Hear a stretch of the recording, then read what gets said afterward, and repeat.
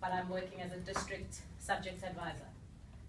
For me, my motivation for this morning was I heard something on the news on Monday in that the Department of Basic Education is thinking of upping the scale of the pass marks.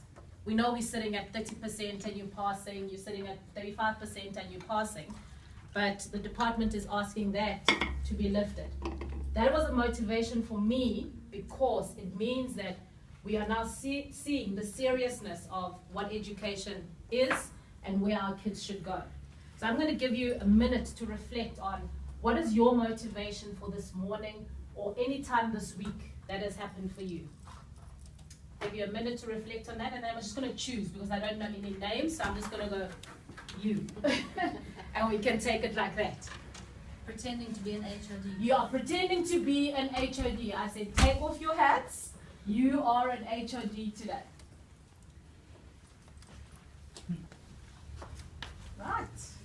Ma'am, what was your motivation for this morning? I know, I like the ones that hide away. Okay, so I'm a grade 4 HOD, or HOD of grade 4s.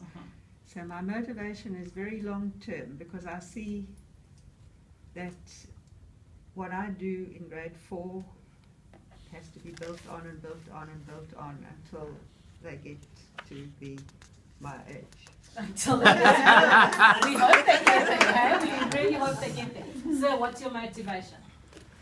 That now the department is so much serious about MST.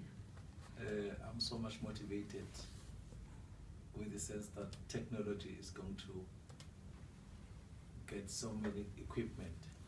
Okay, technology. How do you, I'm going to pose you a question, how do you think that technology is going to help with the education? But I'm going to put it as a question mark. So what's your motivation for this morning? Which will be a catalyst for change which will lead to improvement for children in the school. Catalyst for change, which will lead to improvement for school. Last one. Yes, my dear. Received a circular that on the 19th and 20th January, Jika Imfundo and Philo will be introducing trackers that will help teachers, especially I'm a science person, natural sciences. Okay, okay. Good. So she's taken her natural science and brought it into the maths. We okay with that? We can deal with that. We can really deal with that. So on your tables, you've got a handout, which is what we're going to be using today. And on that handout is what we're going to do throughout the day. You're not going to have all the notes, but we're going to be working with the different handouts. We're going to look at handout 1, which for you is on page 3, I think. Handout 1, we've got 3 different graphs. 3 different graphs that are saying 3 different things. The first one is the information about the proportion of children who passed matric relative to the number who were in grade 2 11 years ago. Okay, that's the first one. That's according to province and in different years. Because we are in KZN, let's look at the KZN graph. And that is the one that has a dot and a cross next to it. Okay? I don't know what colors yours was, mine is not in color. It's on purple, right? It's on purple.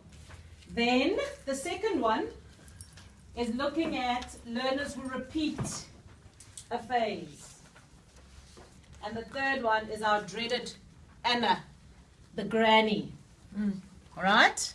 I want you to look at those 3 graphs, and you're going to write 1 point next to each one on what that graph is saying to you. Just 1 point next to each one. I'm giving you 2 minutes for that.